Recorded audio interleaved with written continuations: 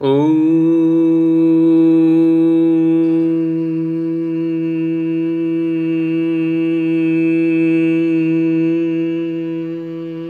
रटिने दण्डे नित्यं लम्बोदर शरीरिणे कमण्डलो निषङ्गाय तस्मै ब्रह्मात्मने नमः।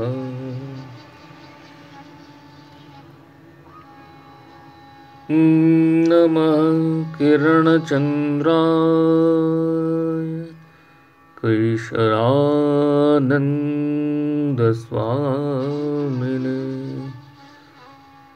सद्गुरोरवताराय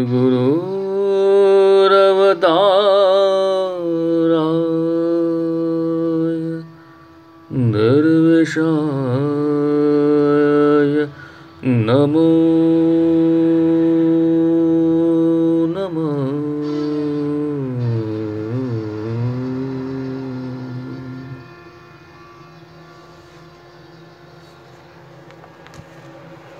গ্রন্থ দরবেশ দরবার দ্বিতীয় খণ্ড।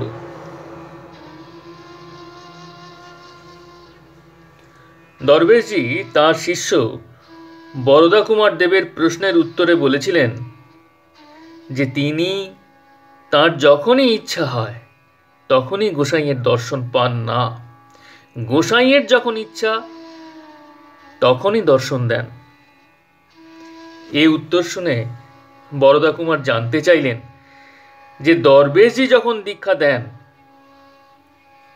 তখন তো অবশ্যই গোসাইয়ের দর্শন পান। এবারে দরবেশজি বললেন যে দীক্ষা গোসাইয়ের কাজ, দরবেশজি নিজের কোনো কাজ নয়। লক্ষ্য করার বিষয়, দরবেশজি সোজাসুজি বললেন না যে তিনি যখন দীক্ষা দেন তখন অবশ্যই গোসাইজির দর্শন পেয়ে থাকেন।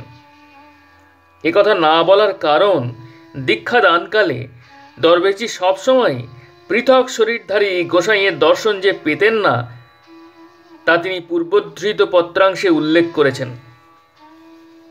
কিন্তু দরবেশজি স্পষ্টই বললেন যে তিনি যে দীক্ষা দেন তা গোসাইয়েরই কাজ। অর্থাৎ দীক্ষা দানকালে দরবেশজি ও গোসাইজিতে কোনো বিভেদ বা আলাদা অস্তিত্ব থাকে না। অথচ এরকম পরিস্থিতিতেও গোসাইয়ের যুগপৎ পৃথক দৈহিক উপস্থিতি সম্ভব এবং তা অনেক সময় ঘটেছে। দরবেশজির একই সঙ্গে ভক্তসত্তা ও ভগবৎ সত্তা ছিল বলেই এ জিনিস ঘটেছিল।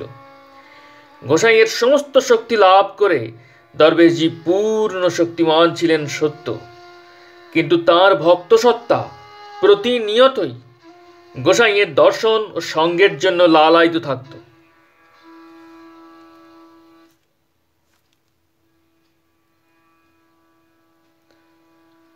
বরদা কুমারকে ওই প্রসঙ্গে তাই দরবেশজি বলেছিলেন যে চিত্ত খুব চঞ্চল হলে গোসাইজি দেখা দেন, কিন্তু তিনি চিত্তকে বেশি ব্যস্ত হতে দেন না, কারণ তাতে গোসাইকে টেনে আনতে হয়।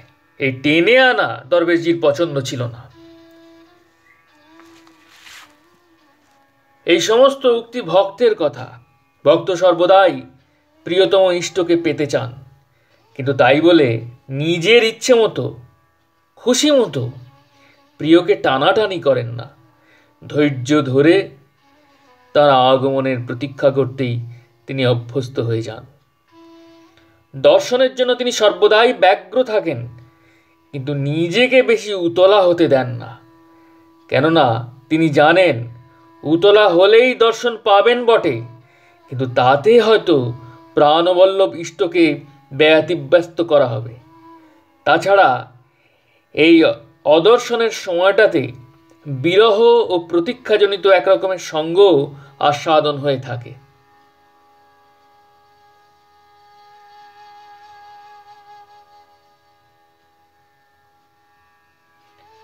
একাধারে ভগবত ভাব ও ভক্ত ভাব। এটা কিছু নতুন তত্ত্ব নয়। শ্রী শ্রী চৈতন্য মহাপ্রভুর প্রকট লীলায় এই দুভাবের পর্যায়ক্রমে প্রকাশ হতো। শ্রী শ্রী গোসাইজির জীবনেও বারংবার এই তত্ত্ব উদ্ভাসিত হয়ে উঠেছে। বস্তুত যে সাধক সাধনের পরিণতি রূপে ভগবত্তায় উন্নীত হন, তাদের সাধক সত্তা একেবারে বিলুপ্ত হয় না।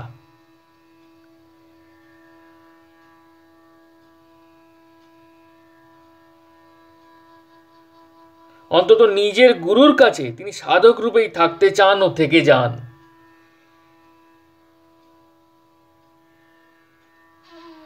দরবেশজিও যে ভক্তরূপে গোসাইয়ের সাময়িক অদর্শনের জন্য বিহ্বল হতেন, তার মানে এ নয় যে ইচ্ছা করলেই গোসাইজির দর্শন পাওয়া তার ক্ষমতার বাইরে ছিল। ইচ্ছা মাত্রই গোসাইজির দর্শন পেতে পারেন এটা জানতেন বলেই তিনি নিজের ইচ্ছাকে সংযত করে রাখতেন।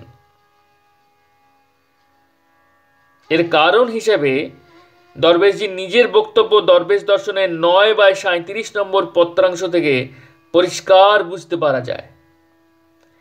তিনি লিখেছেন,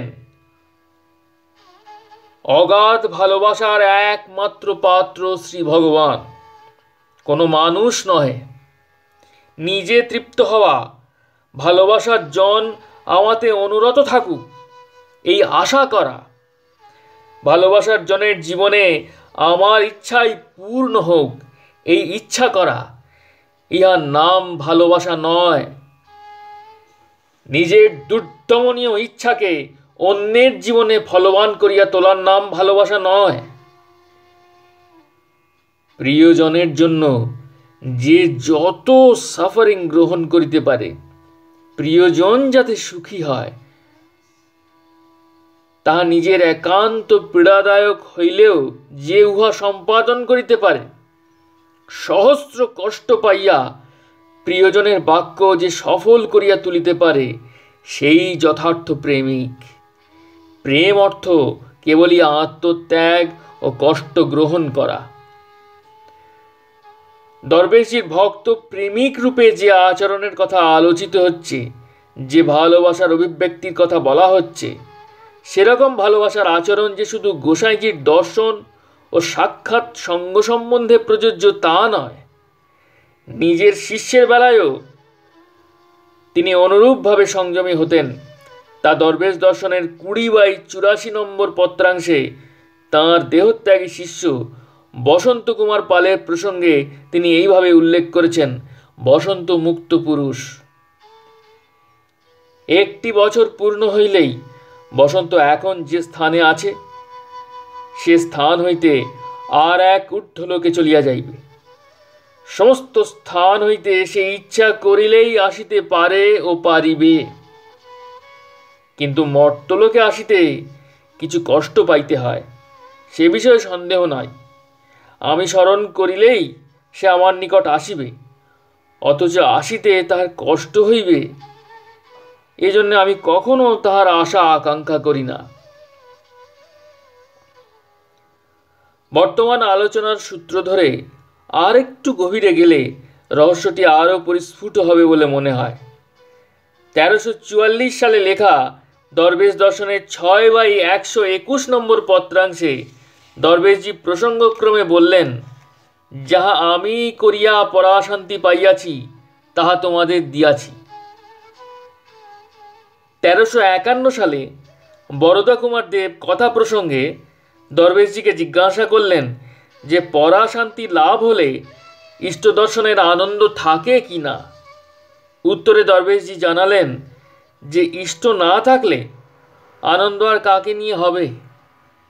পরাশান্তি লাভের বহু পূর্বেই ইষ্ট দর্শন আরম্ভ হয় বটে, কিন্তু তখন কখনো দেখা দেন, কখনো বা অদৃশ্য হন। তারপর যখন প্রতিনিয়ত ইষ্টের দর্শন হয়, তখনই পরাশান্তি।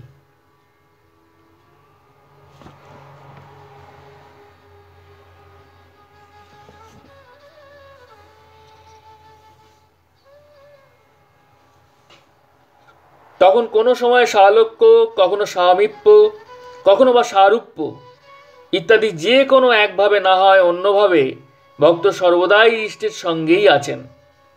অবিচ্ছেদে ইষ্ট দর্শন, এই হলো পরাশান্তি।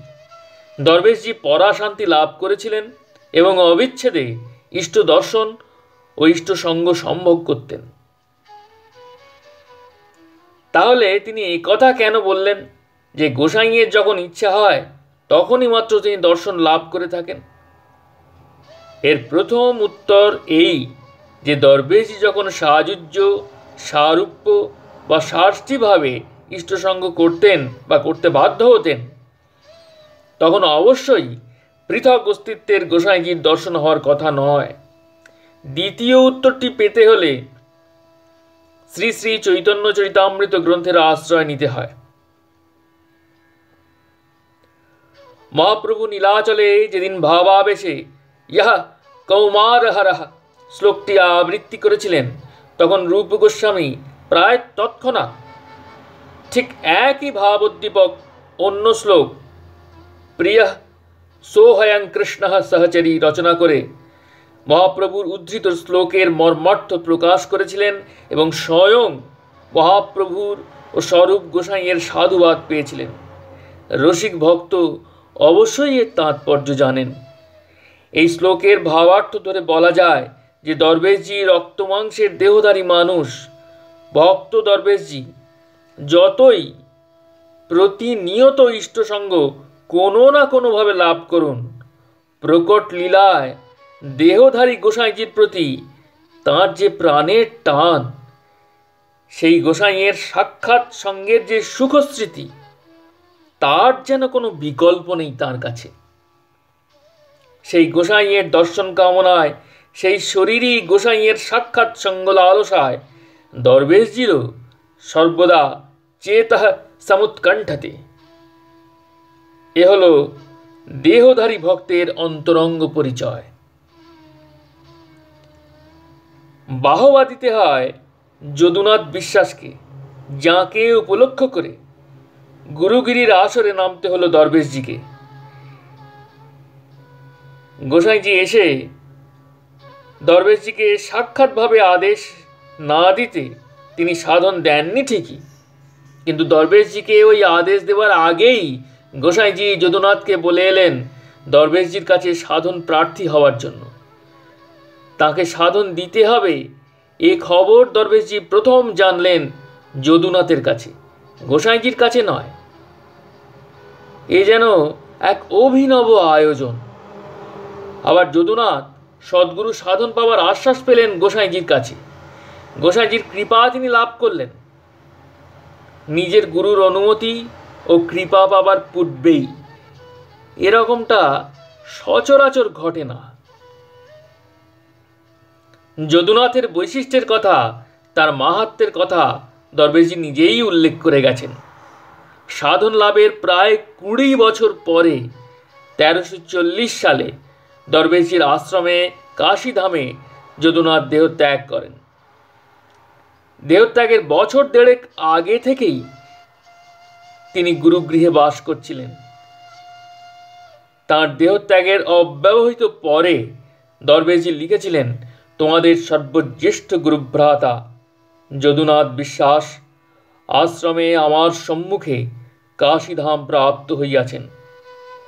যদু গত 1.5 বৎসর আমাকে সঙ্গ দিয়া আনন্দবর্ধন করিয়াছেন। এমন সহজ সরল সাধু দুর্লভ।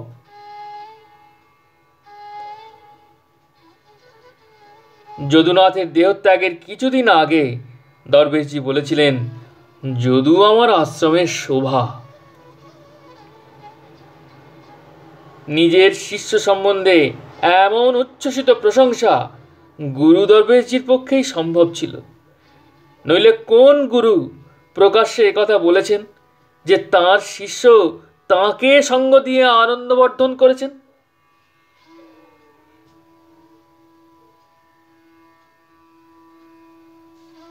সাধন দিতে শুরু করলেও প্রথম দিকে দরবেশজির শিষ্য শিষ্যদের সংখ্যা নগণ্য ছিল। এর কারণ যদুনাথকে সাধন দেবার আদেশ যখন দেন, গোসাইজি তখনই বলেছিলেন যে প্রার্থী এলেই যেন তিনি সাধন দেন। শুরুতে প্রার্থী তেমন কেউ হননি বলেই সাধন মন্থর গতিতে চলেছে। এ সম্বন্ধে দরবেশ দর্শনের 10/29 নম্বর পত্রাংশে দরবেশজি লিখেছেন, কাহাকেও সাধন দেওয়া বা না দেওয়া সম্বন্ধে আমার নিজের কোনো স্বাধীনতা নাই।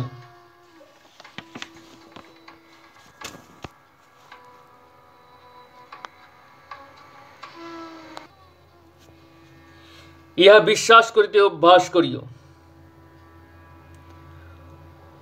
ওই পত্রাংশ থেকে এও জানা যায় যে গোসাইজির নির্দেশ মতো যদিও দরবেশজি নিজে সাধন প্রার্থী কেউ এলে তার যোগ্যতা বা উপযুক্ততা স্থির করতেন, তবু তিনি নিশ্চিত জানতেন যে তার নির্বাচন যদি অযোগ্য পাত্রে ঘটেও যায়, তবে গোসাইজি সেই প্রার্থীকে কোনো না কোনো ছুতায় সাধনের নির্দিষ্ট সময়ে উপস্থিত হতে দেবেন না। কাজেই প্রথমবার যদুনাথকে সাধন দেওয়ার সময় যা ঘটেছিল, অর্থাৎ গোসাইজি এসে না বলা পর্যন্ত সাধন দিতে অস্বীকার করা, তা পরবর্তী অধ্যায়ে আর ঘটেনি। অর্থাৎ সাধন প্রার্থীর যাচাই দরবেশজি নিজেই করতেন।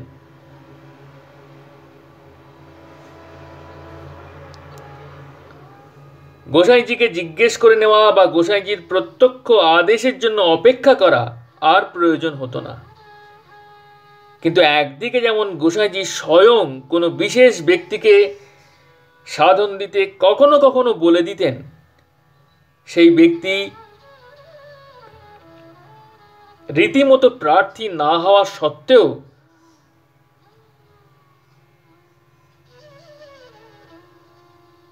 তেমনি দরবেশজিও নিশ্চিন্ত থাকতেন যে তাঁর কাছে যারা সাধন পাবেন তারা গোসাই নির্দিষ্ট না হয়েই পারেন না, এবং তাঁর কাছে অনবধানে কোনো অযোগ্য প্রার্থীরই সাধন লাভ করার কোনো সম্ভাবনাই নেই।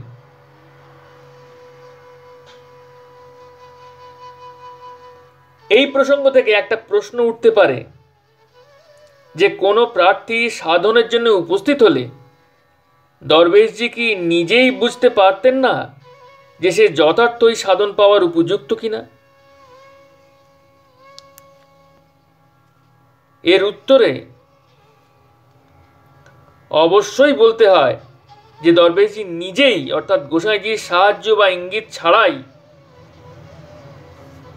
জানতে পারতেন যে প্রার্থী সাধন লাভের যোগ্য কিনা এবং তাঁর কাছেই সাধন পাবে কিনা।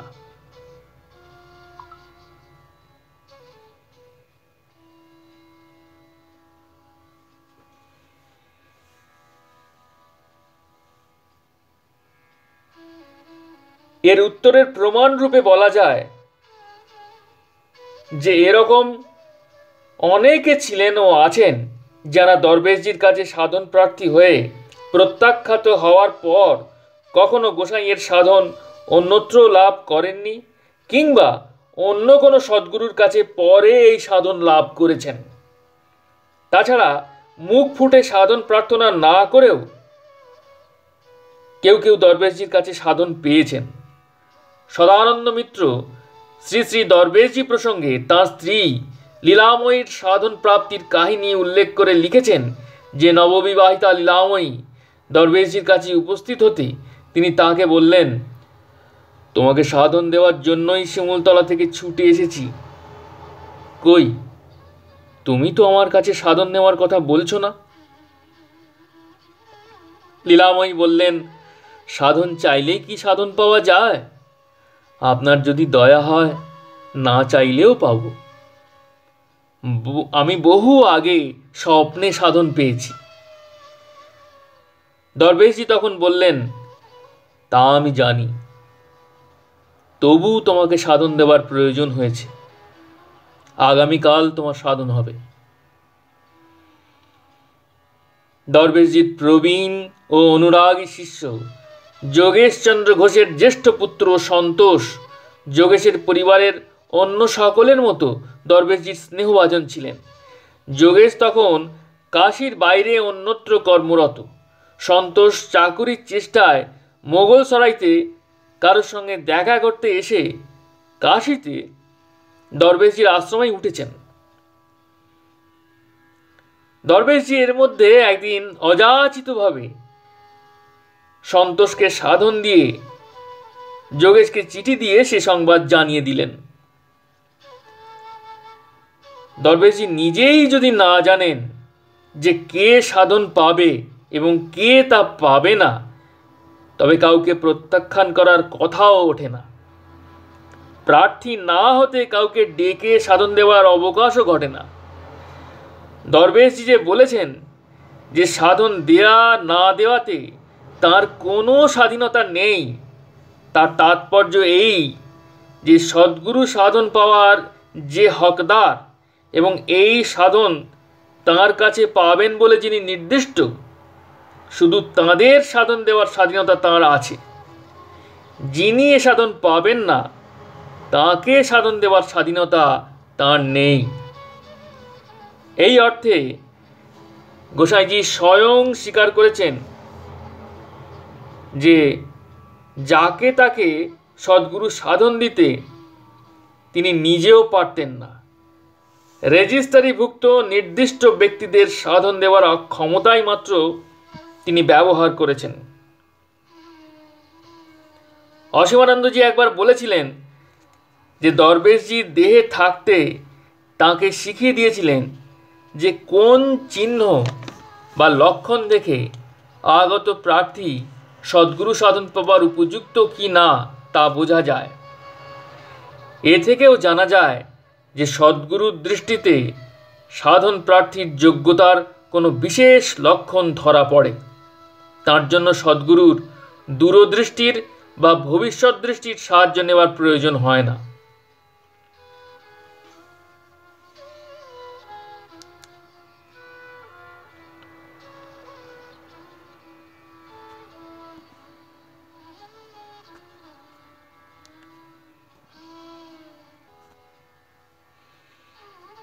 দরবেশজি যে সময় সাধন দিতে আরম্ভ করেন, তখন তার আধ্যাত্মিক অবস্থা কি ছিল তা ইতিপূর্বেই আলোচিত হয়েছে। সাধনের যে পর্বে লীলাসম্ভোগের অধ্যায় আসে, তখন যোগশাস্ত্রে উল্লিখিত অনিমা লঘিমাদি সিদ্ধি সাধকের এমনিতেই আয়ত্ত হয়। কাজেই দরবেশজির পক্ষে যে কোনো প্রার্থীকে দেখা মাত্রই তার ভবিষ্যৎ জানাটা নিতান্তই সহজ ব্যাপার ছিল। সেই প্রার্থী সদ্গুরু সাধনের জন্য নির্দিষ্ট কি না, এ তথ্য জানার শক্ত কি? কিন্তু একদিকে দরবেশজি যেমন তার যোগৈশ্বর্যের প্রকাশ তো দূরের কথা, ইঙ্গিত মাত্র করতে সাবধান হতে অভ্যস্ত ছিলেন, তেমনি তাঁর ভক্তসত্তা ছোট বড় সমস্ত আচরণে সর্বদাই গোসাই নির্ভর হয়ে চলতে চাইত। সাধন দেওয়ার মতো বৃহৎ ও মহৎ ব্যাপারে তাই তিনি যে প্রকাশ্যে সর্বদাই গুরুর দোহাই দিয়ে চলবেন, এ তো নিতান্তই স্বাভাবিক।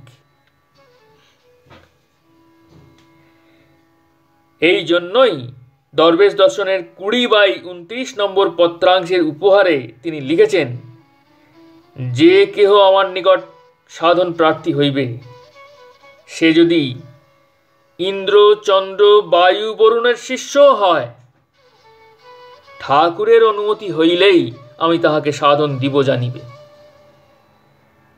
কিন্তু প্রত্যেক প্রার্থীর জন্যই গোসাইজির অনুমতি প্রার্থনা করা কিংবা সেই অনুমতির জন্য প্রতীক্ষা করা, এর কোনোটাই দরবেশজির পক্ষে প্রয়োজন ছিল না।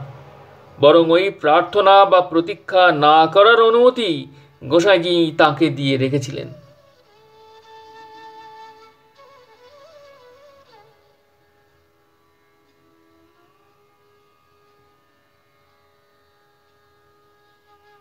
জয় গুরু, জয় গুরু, জয় গুরু।